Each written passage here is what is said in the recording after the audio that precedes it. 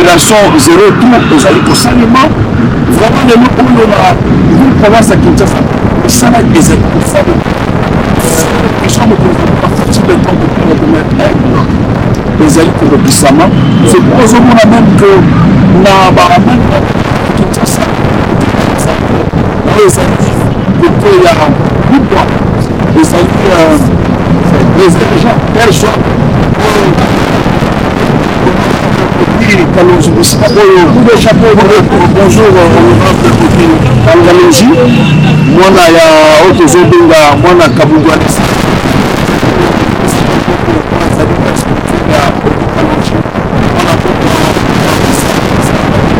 la église réveil spirituel omonaki lolenge nini nzela ya Père Jean lelo ezwi elamba elati elamba ya sika bauti boyebisa ngai na moninga na ngai moko alobenga bapi ya bandako materi toni kosomba ndenge moko na bakoka parce que kuna eza babijou bato batonga sikoyo en tout cas balobi somo e mosusu kuta atomani alobi wa papa etie moza lokola ye kolokela bango makangi parce que valeur sikoyo bamapango basikoyo bakovaleur donc lelo materi jean à part de là bazaki nango c'est-à-dire que ezali kolakisa ke mokonzi ya mboka alingi peuple azali na vision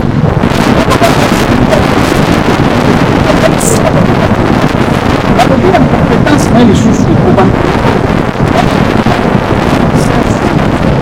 nzete jili lifame salongo wana compétence wana ekomelisa bango na moto azali etongela na mboka pai plus de 5-6 communes oyo bakoprofite na oyo ezali usine ya lemba imbu oyo mokonzi ya mboka akendaki koinaugure semaine passée oyo ekodesservir bacommune ekele commune ya Kiseso, commune ya Njili, commune ya Lemba, quartier Sanongo, commune ya Mongafula. C'est-à-dire que le peuple d'abord, slogan le peuple d'abord ezali en marche en marche. oyo tozoloba na kimbaseke bato bakanisaka libanga mai ebandi kobima na pas seulement mai oyo nyonso aza libanga abenga ndeko na ye aza na kimbaseke mama ndozoloba soki alobika akolobisa ye na kimbaseke bato bazali komela mai bazongenga te ekomlokola miracle jésus pas seulement mai na kimbaseke ezali kobima ndeko na nasi kowa loteleki komi lokola bato kimbaseke lokola kozali na mai c'est-à-dire biloko nyonso tozali koloba ya réalisation mboka fati beton de kokende sur place na moninga na ngai steward tokolakisa bino na oyo ezali bamédia nyonso bazali koreleye biso na oyo ezali émission na biso face à la caméra tokokitana banso tokolakisa bino misala lolenge nini ezali kosalema na oyo ezali province ya Kinshasa misala ezali kosalema alors ezali kosalema par exemple oyo ezali hôpital de référence ya Mama Yeko oyo ezali en pleine réhabilitation ozala en état c'est même pas une réhabilitation on a recommencé à détruire on est en train de construire un nouveau hôpital oyo ya bastandard international oyo eleki même oyo ezali hôpital ya première rue oyo ezali ya bainter oyo tozobenga c'est-à-dire ekoleka escola moto oyo azwaki marché parce que okonzi ya mboka fati beton de père de main alobaki il va faire des millionnaires moto oyo efu marché hôpital ya référence Mama Yeko ezali ndeko na ngai steward oyo asalaki mwana mboka de père et de mère azali congolais de père et de mère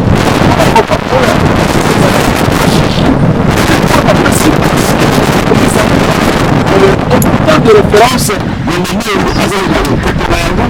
trois niveaux oyo ekozala na bastandard international bango bazali kolanda biso na bilili tokokita sur terrain na oyo ezali bamédia nyonso bapanzi sango mpona tokende kolakisa kokozwa baimage kolakisa bino lolenge nini bandeko na biso bozali na poto.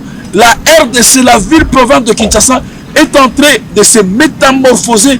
Elle est en train de se vêtir une nouvelle robe, c'est-à-dire que Fatia Azali ensemble, Fatia Azali na vision, Azali na souci pour le développement de la RDC. Dès qu'on a histoire, Nayokaki, l'un des grands leaders, il y a Union Sacrée.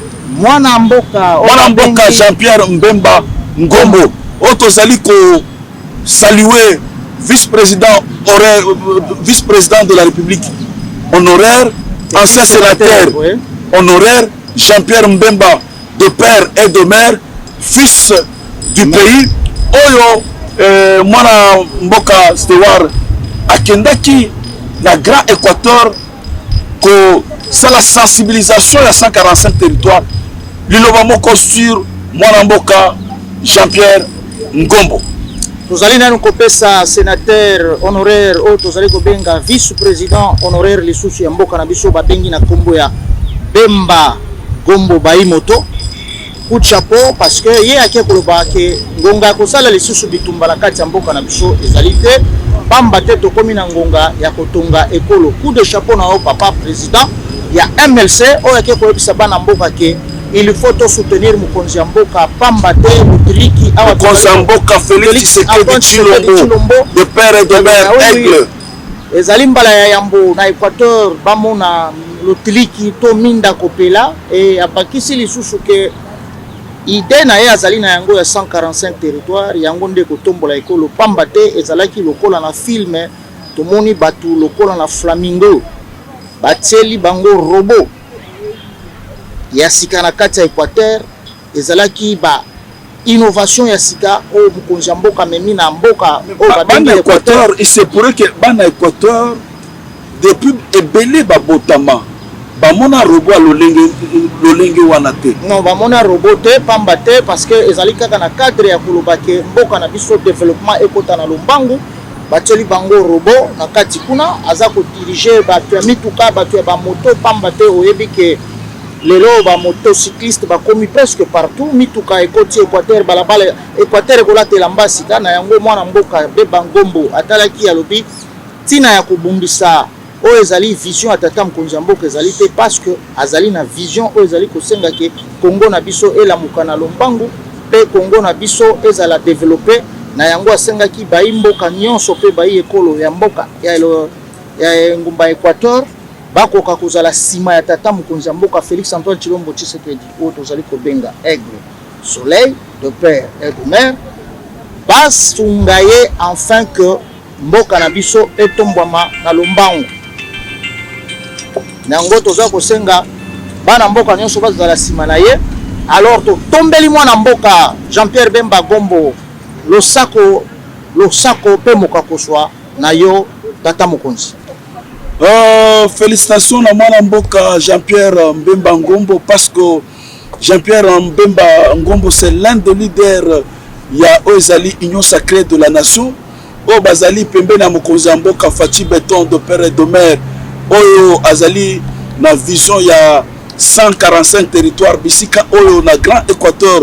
Mwana Mboka Jean-Pierre Ngombo fils du pays a sensibilisé qui bandeko na biso ya Équateur pour koyebisa bango que biso nyonso na sima Mokonzi Mboka Fati Béton Aigle de père et de mère concernant Oezali projet ya 145 territoires projet ya développement à la base bana nyonso ya Équateur bayambaki na esengo Oezali projet ya Mokonzi Mboka Fati Béton Aigle de père et de mère ya développement à partir à territoire à partir de la base na Équateur bazela ezali kotongama na Équateur ba mai ezali bazocha mai na ba régie des eaux na Équateur ezali kolata o ezali elamba ya sika bisika oyo peuple ebele bato ebele bamona jamais l'utiliki o ezali électricité bekasi lelo oyo Mokonzi Mboka à travers SNEL électricité ekoti na Grand Équateur. Pas seulement cela, ceux qui toquent la province Oezali province ya Kasai oriental quelque chose de Konanga Stewar parce que kuna lisusu Chile Gelou kuna lisusu métamorphose ezali kosalema na ba secteur nyonso. Merci ndeko na ngai Johnny Lenoir. Pamba te mboka ya Mbuji-Mayi ezali kolata elamba ya sika. Pamba te oyebi ke ezalaki menace mingi na kati mpona makambo etali érosion. Mais na minute oyo projet Chilejelu oyo elobi ngi kolobake ndakisa kolakisa Chilejelu. Donc bazali kosala musala pona bayebake nda Mbuji-Mayi lelo oyo soki outi na Bipemba okomi na Muya okomi na Bakwadianga okomi na Sims ba rond-point ya Sims okomi na rond-point ya Nkashama soki otamboli na avenue Inga avenue de place de la Zairoise. Donc okomona Mbuji-Mayi soki baye bayebi Mbuji-Mayi bien kouta na balabala ya Takunkolongo komatati kuna na place bazaki kobenga na 3 payotes kokende kobima na Bonzola et puis okamati balabala ya Bonzola pona bayo bayebi Mbuji-Mayi outi na rond-point ya Bakwadianga okeiti na quartier Esnel okomona déjà bangatisi yango balabala ya sika soki ozali susu na Bakwadianga oyebi ezalaki na eloko moko bazala kobenga érosion mokili okatisa okende na Mama Emo okende okome pa Kabeya tina rond-point ya Belaspe en tout cas tinzela kokende université ya Chikama okende na Lukelenge. Donc bilamba ya sika Mbuji-Mayi elati elamba ya sika lotiliki mai misala ezo kokende aéroport n'en parlons même pas toza kopesa kucha po na mwana mboka Mutombo Dikembe wa mwa Mutombo Polondo 55 oyo asali vraiment stade ya kitoko pona ba basketteur oyo asali ba école ya sika pona bana na biso eke bazo kende lisusu ndako pe basosala degon ba kolia pe kaka kuna déjeuner pe kaka kuna. Voilà nouvelle cité za kotongama na kati ya mboka Mbuji-Mayi bana na biso toza kobenga ba bâtisseur baza ko accompagner ezali programme ya 145 territoires prôné epai tata mokonzi ya mboka Félix Antoine Tshisekedi Tshilombo. Johnny Lenoir toza eloko kobakisa parce que université ya Kinshasa yo tangaki kuna pamba toza licencié en sciences politiques na ebité tango bino bozaki kuna na ndenge banoko bakenda ba conditions hygiéniques ezalaki ndenge ni tolobi boye na province oyo ezali Kasai oriental en dehors ya ba infrastructure batongi oyo ezali ba hôpitaux ya sika oyo na ba matériel oyo tozobenga ya dernière génération ba équipé yango na ba matériel ya dernière génération batongi ba hôpitaux ba réhabiliter ba hôpitaux mosusu oyo ezalaki ya kala batongi ba hôpitaux ya sika oyo ezali province ya Kasai oriental kuna pe na province ya Kasai central bisika oyo ba métamorphosé oyo ezali banzela ozala na Katoka ozala na niveau ya gouvernorat ozala na banque centrale na province ya Kasai central banzela nyonso ezali ko ngenga ezali ezui elati elamba ya sika c'est-à-dire que mokonzi ya mboka na souci ya otozo benga développement ya 145 territoires développement à la base lelo oyo la RDC c'est un grand chantier qui est en train d'être construit lolenga lobaki mokolo moko tango asalaki voyage na Grand Kasai alobi mboka ekufa kala mekasi mokonzi ya mboka lelo oyo azali koresuscité oyo ezali RDC ezali kotongama na mwana mboka Fati Beton de père et de mère. Balobi ezaka Kasai yango moko te sino bakoloba ezaka Kasai moko te même na Kasai central pona ba oyo bayebi Kasai central tokoyebi sabino que tout d'abord toza ko saluer ba effort fourni par tata mokonzi mboka Félix Antoine Tshisekedi Tshilombo pona ko réhabiliter o babengi académie militaire na biso o babengi EFO ekomi lelo bijou kaka lolenge basalaki université ya Kinshasa.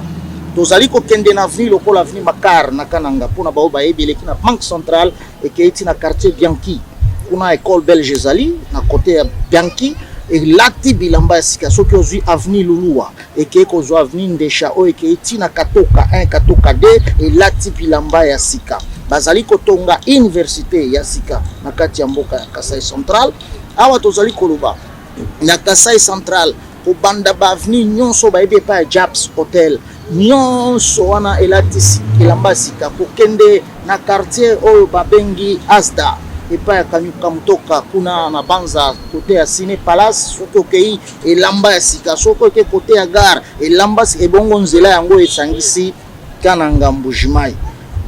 Donc okouta Kananga okokoma na Tubuluku Mwanzangoma Amika Munkamba Chachacha Kabeya Kamwanga awa tozali koloba misala ekomi déjà à 70% oyo ko avancer, c'est-à-dire balingi ba relier Congo et pas Tata Mkonza Mboka.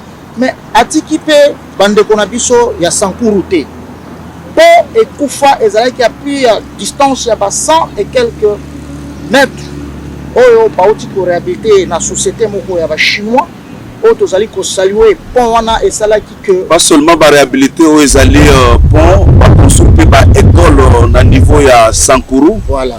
Oyo eza kaka na projet ya oyo tozobenga projet ya 145 territoires, c'est-à-dire qu'aujourd'hui Sankuru oyo ezalaki dans les oubliettes, lelo oyo ezali kolata elamba ya sika pont etongami ba école etongami et puis mai ekoti pe na oyo ezali Sankuru.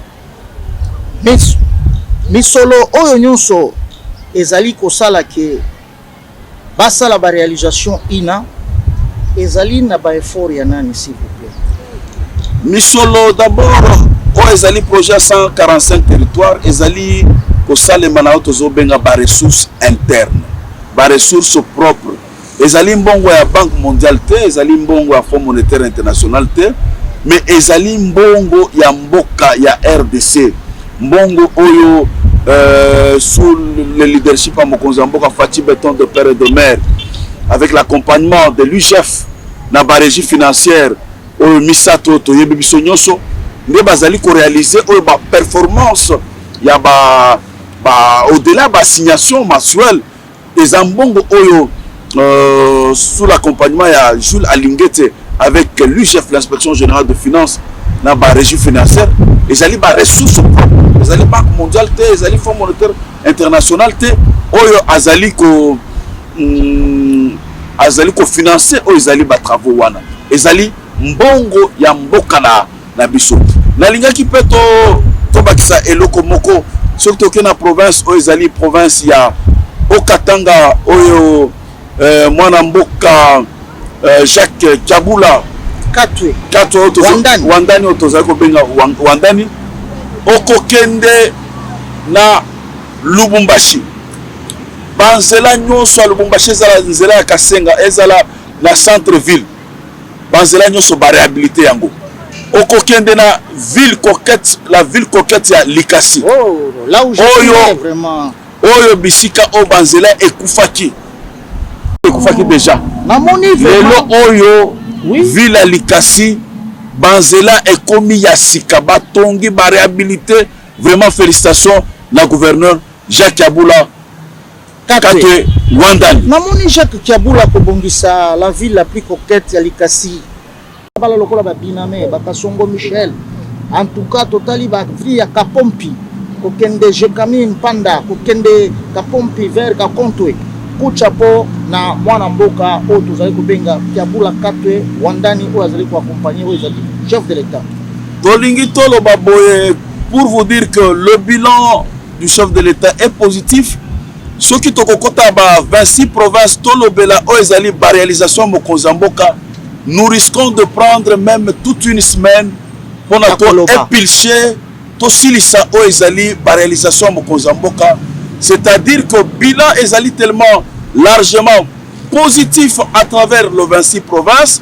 C'est pourquoi nous allons kosenga bande konabiso nyoso ezala ya FCC ezala ya Lamuka bazala prêt pour na ba élection ya 2023 koyebisa bango que dialogue ezalité dialogue ekozalate ekotikala kozalate tokosenga o ezali ba acteurs politiques nyonso ya mboka na biso badi préparer pour na ba maponami o ekosalema année prochaine parce que mon mboka Denis Kadima o azali président ya CENI commission électorale nationale a annoncé déjà ba opération ya enrôlement o ekobanda na mois de décembre 2022, c'est-à-dire que la machine pour les élections de 2023 est en marche.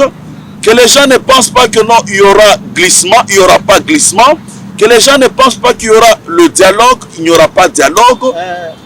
nayoki koloba lisusu ke mwana mboka Kadima akei lisusu musika yepe bandeko na ngai po alobi ya mbala oyo bandeko na biso ya Canada ya États-Unis France pe Belgique aza kosala faire que tour bapona bakende na mapona mi ndenge tomonaka na bamboka nyonso.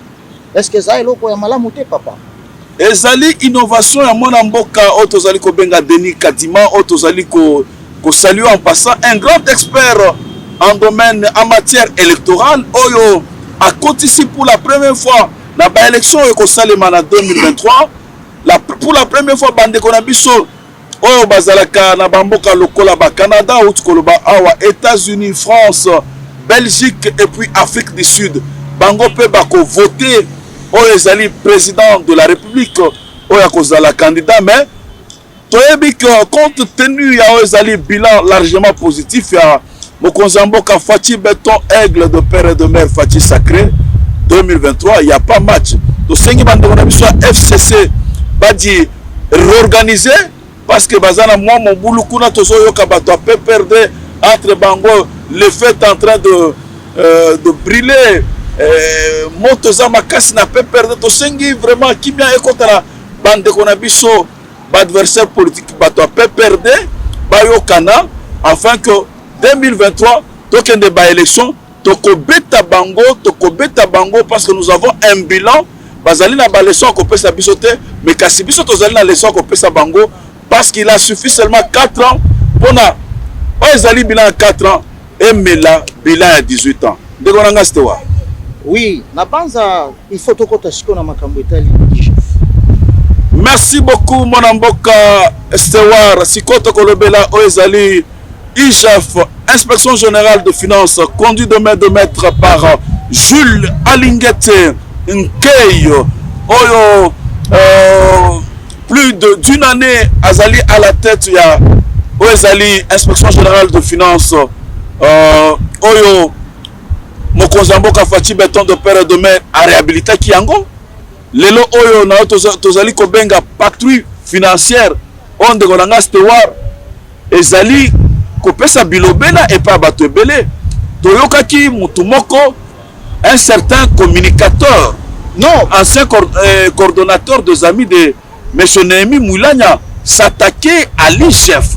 Donc tolingi qu'en est-il en soi, c'est quoi? Ok, tolingi koloba boye les soi-disant communicateurs et les amis de Néhémie Moulanya ils sont aux abois. Alors makambo IGF aza kosala ezali kopesa bango kanda azali lokola mutu moko molakisi na yango epesi bango bilobela pamba te oyokaki bango ko banda koloba o na baremanyeme ko salema soki il faut baremanyeme salema il faut balongola IGF mais la kindoki na bango makasi bazanango baza kotinda soi-disant communicateur o les amis de Néhémie Moulanya azali manipulé par un certain ministre. Oto yebi tokokoka kotanga kombote ministre on a utiliser les soi-disant communicateurs il y a les amis de Néhémie Moulanya pour s'attaquer na IGF.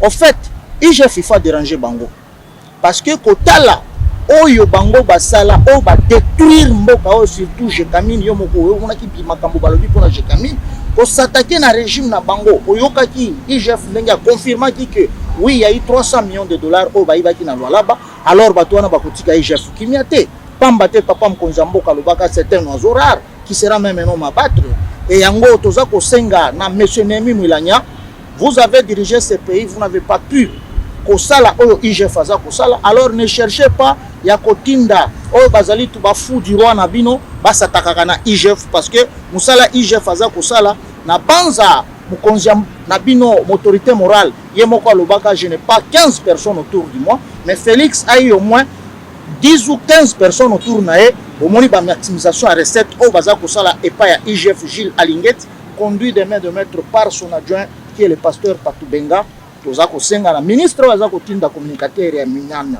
bokoki koloba nini mpona ye tolobi boye tozali ko senga oyo azali communicateur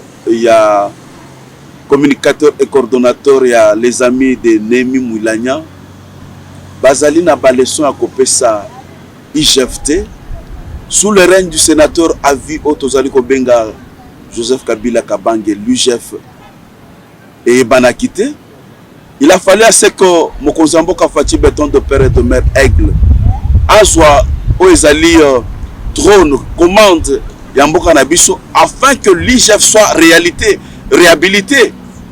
Et lelo Oyo, Oezali Kobangisa, Oezali Ba Nekonabiso ya FCC, précisément, il y a PPRD, Nande Konabiso, Mouilania, Oyo communicateur na yazali ko sala ba attaque na IGF, c'est parce que bazali jaloux. C'est parce que bazali comme on a résultat Oyo IGF azo sala na sous le leadership du président de la République Fatou Béton de père et de mère. L'IGF fait peur parce que na régime à monsieur sénateur à vie, bato bazala ki ba prédateur. Les gens étaient habitués à la corruption. Les gens étaient habitués aux anti-valeurs. Et tant que moni mwana mboka Otozali Kobenga Jules Alingue Tenke Fimbo ya kekele gendarme financier ya ba finance ya mboka na biso ko sala musala kitoko ko traquer ba miyibi ezala ba gouverneur ezala ba ministre ezala ba mandateur ya ba entreprise publique ba komi ko sala ba attaque. Mais Johnny Lenoir dangaji na yo baboué communicateur aye à lobby ou aye à lobby. Oh IGF. Mais au moins côté baquet les sous. Oh IGF c'est un fonctionnaire de l'État. Comment à côté kozala na bar ba privilège union soit en est-ce que IGF a vraiment fonctionnaire à l'État parce que batwa kolanda biso yo koki kolimbole la bana mboka est-ce que IGF a vraiment fonctionnaire à l'État? Dans le biboye, les chiens aboient, la caravane passe. Nazali ko répéter, le chien aboie, la caravane passe. Lelo au bilan, il y a Mokonzi, il y a IGF Jules Alingue Tenke, ezali bilan ou ezali largement positif.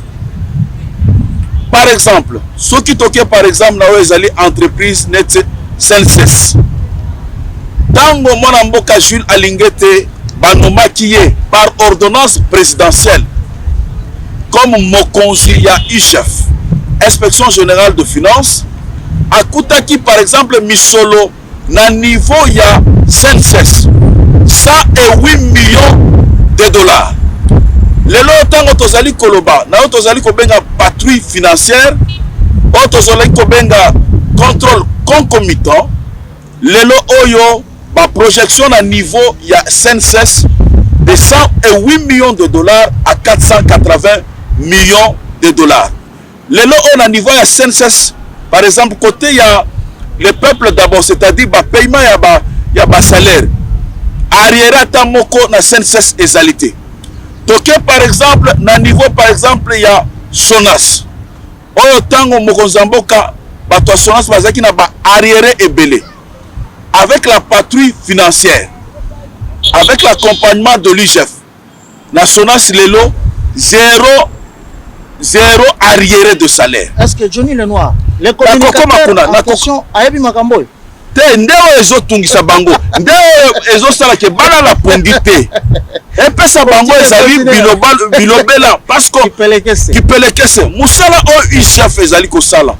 Conduit de maître par Jules Alingue. Ezali coexister depuis 1987. Na otaki on peut exemple par exemple il y a SNCS. Na pesi exemple il y a Sonas parce qu'à l'époque avant que le président de la République Fatou Béton de père et de mère Fatou sacré azwa bokonzinaye azwa règne commande ya mboka na biso. Par exemple na Stewart na oyo ezali Sonas bazaki na ba arriéré. Il y a plus de 10 mois, 36 mois. Avec la patrouille financière, Pira Oezali, Barriere Nyoso, Oyo, travailler la Sonas Bazali à jour. Toké par exemple, de l'on Stewart, Toké na OCC, Bisika O Monamboka, Gabi, Lubiba, Mampuya, Tozali ko saluer en passant. Akutaki Oezalaki, Barriere na niveau ya OCC. Avec la patrouille financière, conduite de maître par Jules Alingue, avec son adjoint, le pasteur Batoubenga, na tozali kobenga l'école des inspecteurs lelo on de konanga steward na niveau ya OCC zéro arriéré de biloko za kotungisa Mwilanya de biloko ezali kotongisa kokoko Nehemi Mwilanya azali kotala ezosala ye likunya allez communicateur bima abimisi communicateur ya azali coordonnateur des amis de combattant de la rue azali coordonnateur des amis de Mwilanya de Nehemi Mwilanya mais entre-temps un des ministres il y a gouvernement il y a Union Sacrée Ensemble le compte est derrière ces communicateurs là c'est-à-dire parce que information yenda za kopesa ba biloko nyonso na IGF il fait semblant parfois que zala sima mokozamboka mazali kotinda o azali coordonnateur wala bazalaka ba vando kit tango biso tozana moyiboye butu ekoti tolani na biso na banda kuna basi na bana bango bapumboka baokende Zimbabwe na lingi na bakisa parce que population zali kolanda biso o ezali ba résultat positif ya IGF na pese exemple à OCC lelo on a OCC azali à jour à cause ya patrouille financière même pas ba dette ba nyongoza les sous-souté OCC sikoyo ba travailler bazo futa bango chaque le 25 bazo nyonso na ezali résultat nini ya IGF ya patrouille financière. Ok, par exemple la CEC au Kokende Kuna c'est de la pothéose, c'est du jamais vu. Ba réalisation mbebo ba paiement ba salaire à jour lelo oyo surplus même na production ozo comprendre oyo kosala keno surplus wana bako partager bako pesa neti prime moko oyo ba travailleur bakozwa lokola prime d'encouragement parce que ba seul ba réalisation moko ya kitoko et IGF peut akozwa moi quelque chose na oyo esalemi na entreprise wana c'est-à-dire par exemple toke pe musika toke par exemple oyokaki oyo ezalaki rapport explosif intérimaire ya Jotamine lolenge nini régime ya sénateur à vie Joseph Kabila ebomaki Shekamine na prime Mangondo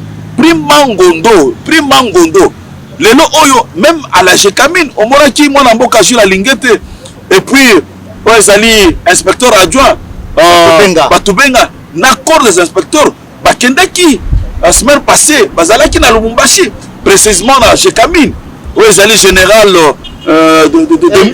de carrière de mine et de mine SNCC. On a dissipé tous les malentendus et puis tous les mandataires. Il y a chez Camille Lelo Oyo Bazali à jour, il n'y a plus d'arriéré de salaire. La même façon, à la SNCC, il n'y a plus d'arriéré de salaire. C'est-à-dire que la réalisation de Sowana, le résultat de Sowana est patrouille financière. Des alliés qu'on peut s'équiper que c'est où ils allaient, mais c'est Nehemi Mwilanya. C'est pourquoi on a dit non, azani tumutumoko, moi et le kozo soye na se ya alingina lo babwe. Mais c'est Nehemi Mwilanya. Baza ko continuer ko collaborer na batu na bango. O baza ko kosake baza na union sacrée. O ministre wana na émission ekoya liboso tokotanga kombo na ye. Tokotanga ye parce que aza ko bata masima ya mukonza mboka nzoka aza ko akomi lokola batu ensemble. Tozana bango ceux qui échec les a biso ceux qui réussissent na biso na bango non baloba clair donc Jules Alingete Nkei awa batu baza kolanda biso alingaki na tuna mutuna oyo azali fonctionnaire azali nani na kati ya chef mais Jules Alingete n'est pas un fonctionnaire okoki kolimbolela biso Jules Alingete nani a été nommé par ordonnance présidentielle. Jules Alingete Nkei il a le rang d'un ministre avec tous les avantages y afférents. Osons comprendre. Un fonctionnaire de l'État, Azamutumoko, Oyo Ezali, un décret, un arrêté ministériel. Mais si Jules Alingete a été nommé par une ordonnance présidentielle. C'est-à-dire, Azanara, il y a ministre avec tous les avantages. Il y a Ferrand, ce n'est pas un fonctionnaire de l'État. Oui, je dis qu'il a tous les avantages. Il y a Ferrand à un ministre. Je dis tous les avantages, ils y afféreront, comme tous les ministres. Et puis, il a fait sa précision au détail. Il y a un mot quoi le Bible parce que il y a un malentendu. Et puis, tu vas miter ma mabé. Pas miter ma mabé. Moi, je suis la linguette. Tant que l'équipe, par exemple, Bayamba qui est pas en déconabiso. Jean-Marie Kassamba. Il a été clair. À lobby, Azali wana pona ko salisa mokonzamboka, ko sala musala la vision mokonzamboka, fati béton de père et de mère. Mais batu ba lobby azolinga na bazana ba tendance ya kokoma futur pré. Non.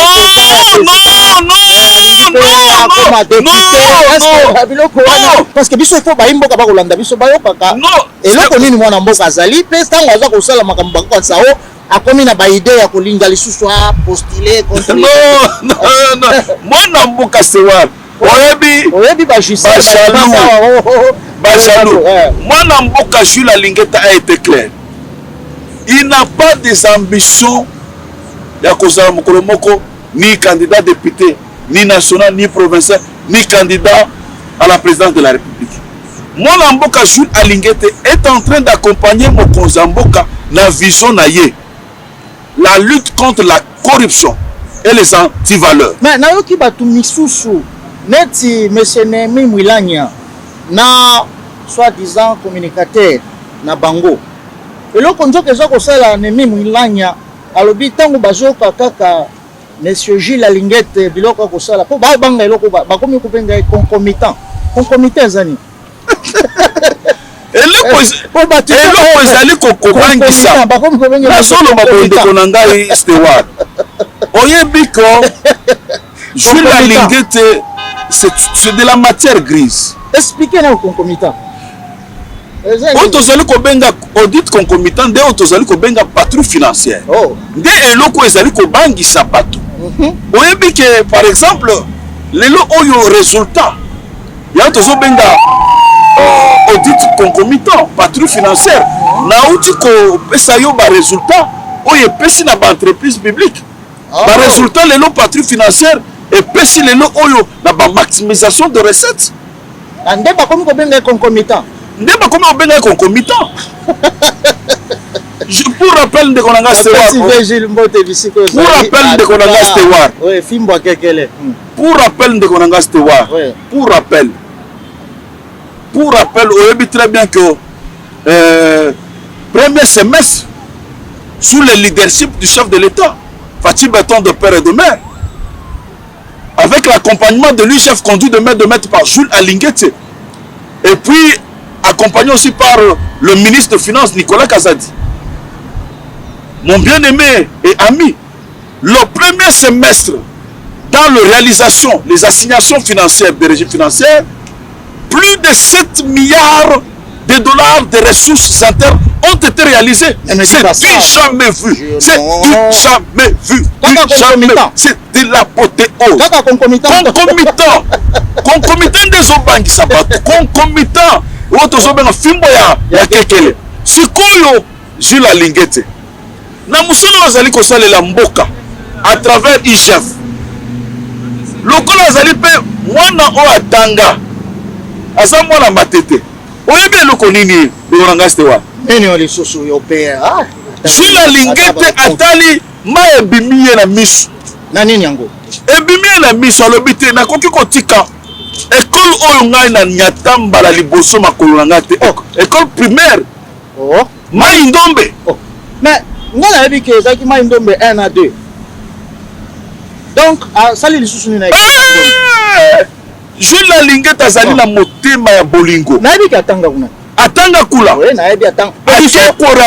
Biso dojo na biso ya judo ezaka na sima kuna.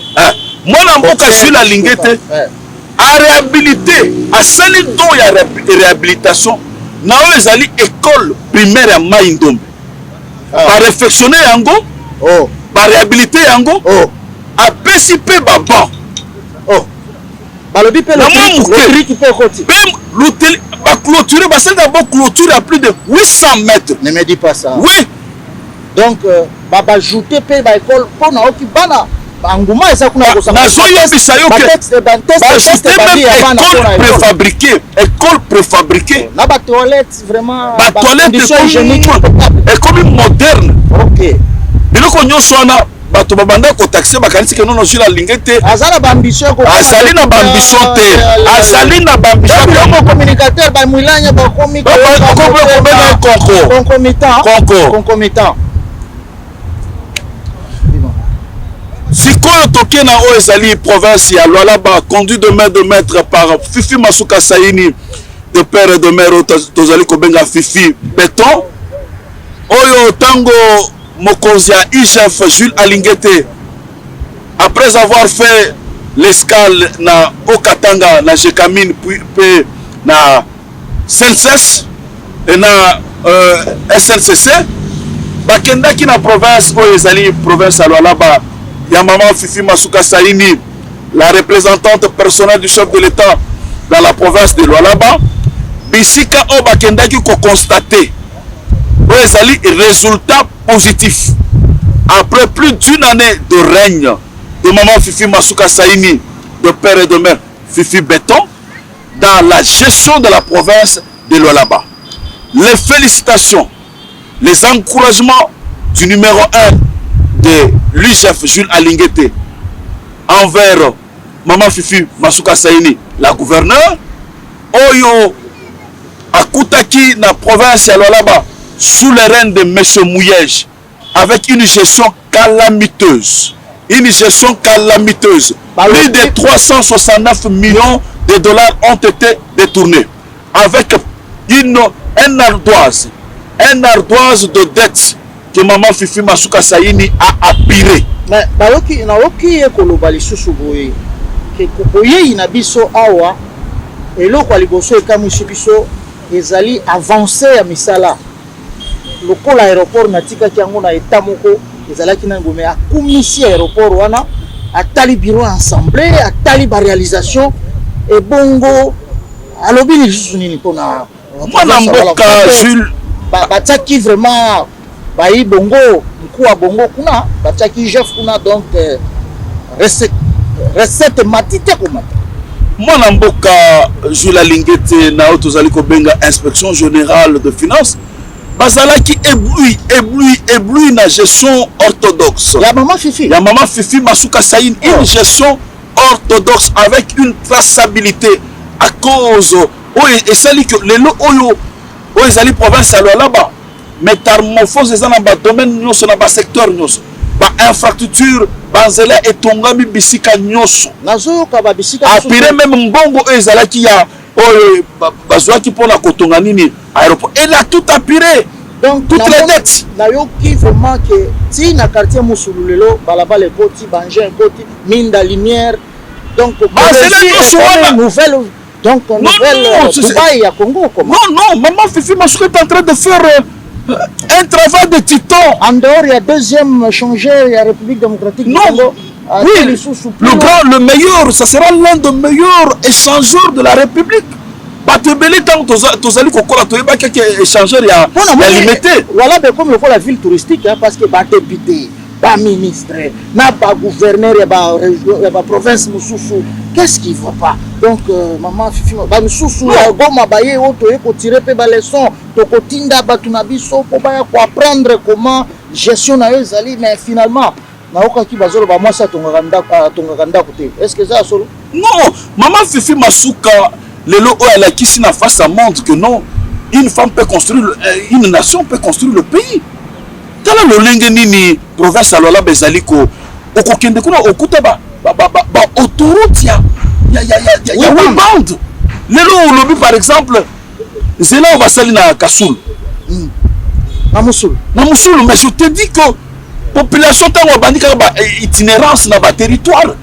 Ce que na muchacha il y a un avance à 145 avance, c'est parmi Misala maman Fifi Masuka Saini na province alors là-bas. C'est parmi Misala Oyo et Zali Kopé un bilan positif à Mokozamboka parce qu'elle fait tout ce qu'elle est en train de réaliser. C'est au nom du chef de l'État, dans la vision du chef de l'État, Fatih Béton de père et de mère. Mais aujourd'hui, le bilan de maman Fifi Masuka Saini, population et province alors là-bas. Parce que avant même 30 ans. Le mandat n'est pas de 30 ans. On n'avait pas donné la chance à maman Fifi Masuka. Les choses que maman Fifi Masuka vient de réaliser aujourd'hui, ce sont des choses hors normes. Ce sont des choses hors normes. Nazaraki na Lualaba en 1977, Kolwezi, quand il y a eu la guerre à 80 jours, et il y a eu pont Ezaki Kosala pour relier Biso na Angola, côté à Lobito, na Kisenge Manganese, pont wana Ezaki ya Kokukana. Nazo Kalelo awa ki pont eza réhabilité, trafic ya train bandit, trafic même routier et bandit les sous. Kaka ya mama fifi mutosala bilo. Bandi ko kende bilolo, mama ni na province ya Mexique. Quel sous pont à Lobito ba tongi, train bandit ko uta de Angola jusqu'en Afrique du Sud. Passeport net, ils ont quitté le Bombashi Afrique du Sud. On n'avait pas de... Après chez Zambie Balamoko, mais finalement maman elle a vraiment ça la nini. Ouais, que maman Fifi Masuka va payer ça qui est chasteté, hein, et pas à bateau. Denge Babundisa président a 2 ans la coalition FCCH. Bazon Bundisa mais Azaki na effectivité on a depuis Kalandenge. Mais nazo ebisa que non Kolosi c'est un nouveau Lualaba.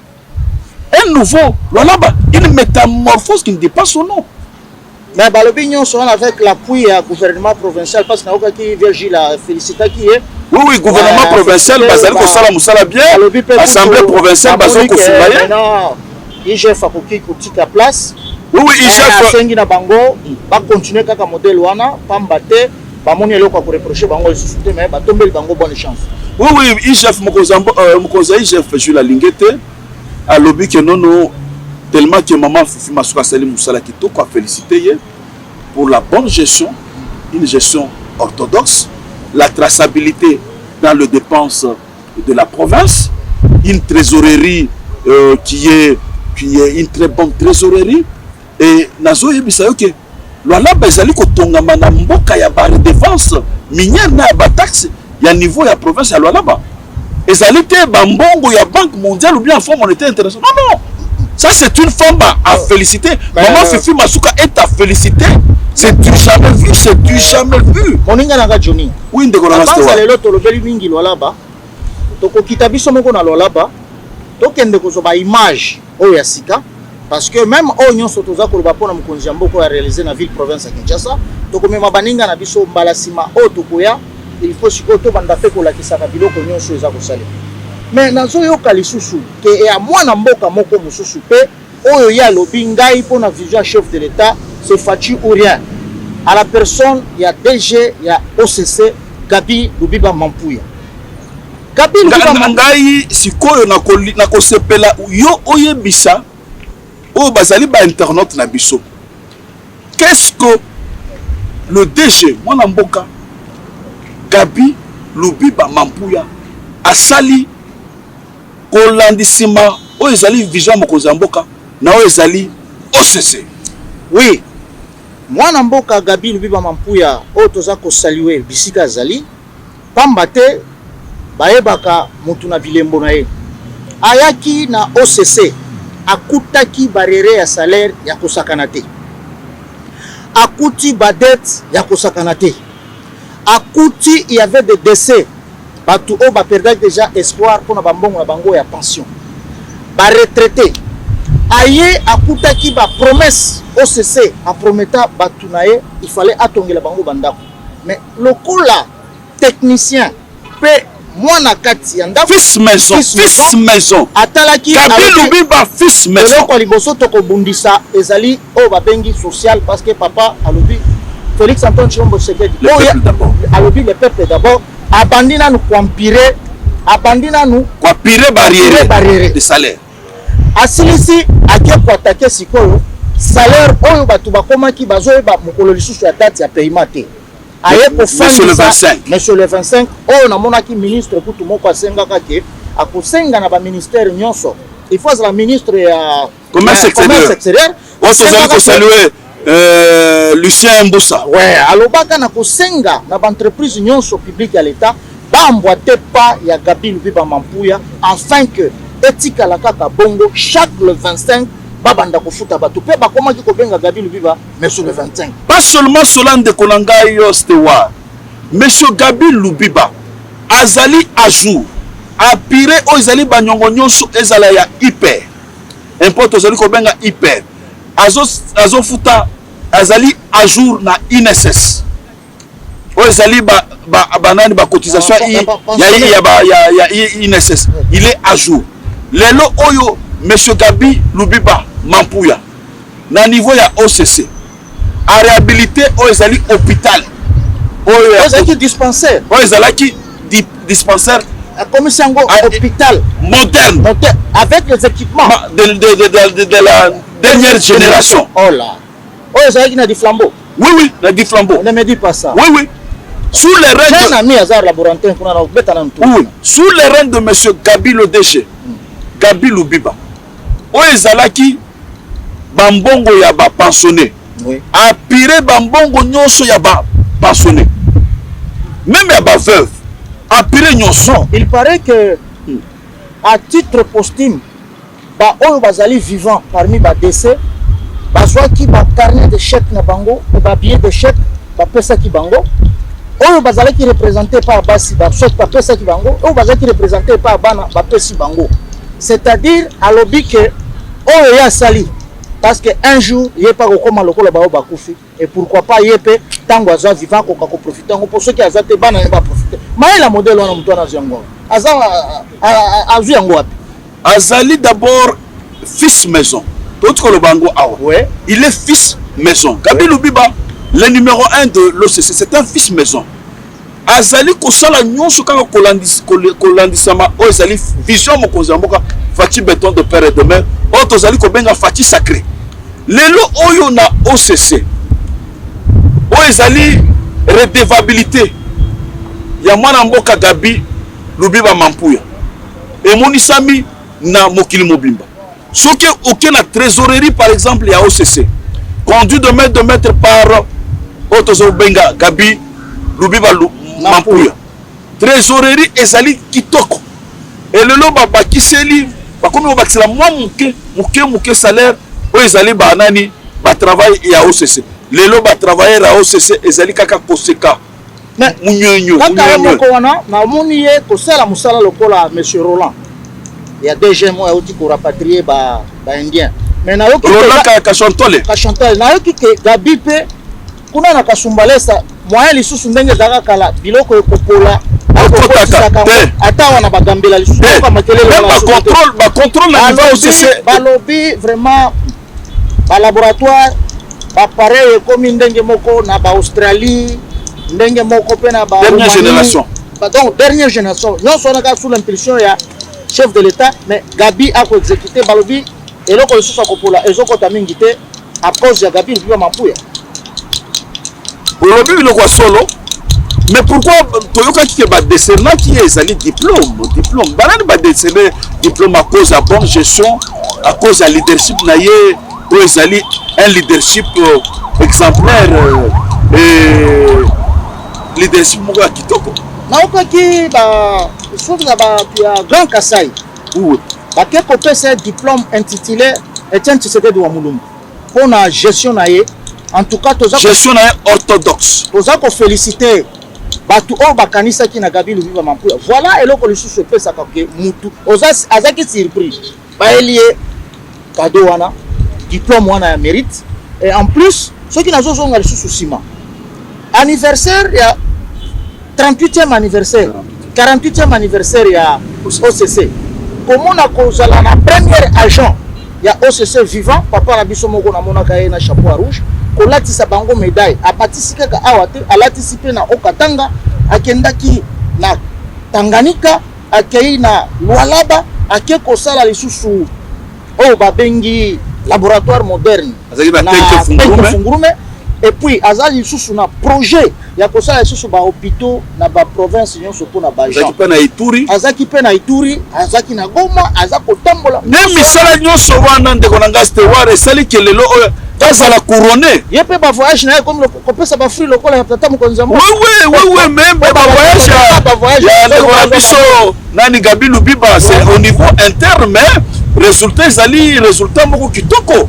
C'est pourquoi le lot a mérité ba couronner la diplôme on n'est pas ya ezali groupe de presse ya Grand Kassai ba pesi en tout diplôme de mérite il est mérite parce que musala oya sali na azali ko sala na OCC ezali musala moko kitoko malamu kaka ye lisusu akendaki kopesa bandako na bajan na niveau ya célèbre oui oui mais na bambula boni asali place wana po akoka koréaliser biloko nyonso d'abord tozomona yango na ntango ya basénateur ya vie eza biloko ba 3 ans 4 ans aza na 3 ans lokola pourtant konja non ndeko na ngai stewar la réalisation wana na batambo DG Gabi Lubiba azali kaka na 1 année et 1 mois comme DG par intérim. C'est pourquoi nous tenons à cette occasion kosenga mokonzi ya mboka oyo akonome oyo ezali bamandataire baconfirme oyo ezali ndeko na biso Gabi Lubiba Mampuya comme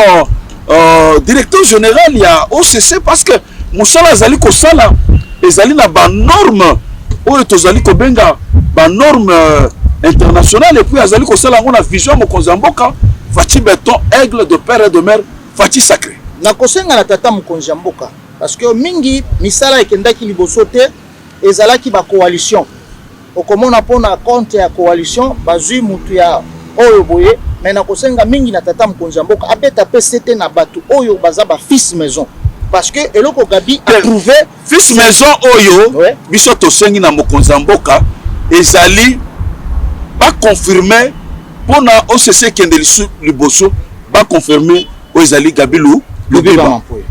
Monsieur Gabi bisiko zali topesi mbote na bana nyonso ya OCC bopesa confiance na tata mokonzi ya mboka pe na DG Gabi Lubiba Mampuya pamba te boza ba témoin vivant ya oyo salemi na OCC, parce que salaire ezalaka lisusu te et comme ya le 25 ezala lisusu na likukuma te na banza rentrée scolaire yango tolobela yango kutu te boza déjà na bambongo na mabenga na bino. Oui, ils ont déjà eu l'argent ya nani ya rentrée scolaire. Donc lisusu akotungisa batu awa ezali te tokosenga na tata mokonzi ya mboka akoka ko confirmer Gabi Lubiba Mampuya parce que azali sans tâche